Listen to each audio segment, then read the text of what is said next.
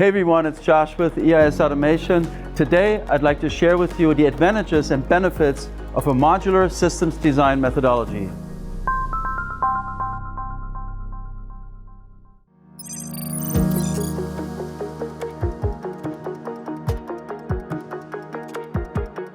So one of the main benefits of a modular systems design is accessibility. And unlike a traditional machine, you can access our modules from both sides without having a traditional operator side and gear side. Movability is another important point.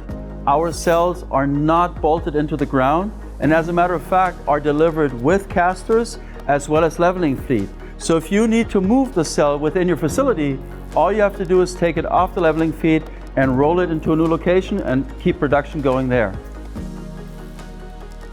Since we take a standardized approach, we can reconfigure the cells to accomplish the need of various applications. Scalability is another main benefit. You can connect up to 3 cells into one module and even interconnect modules for larger and more complicated processes. The main benefit of this is that you can scale your automation initiative over time.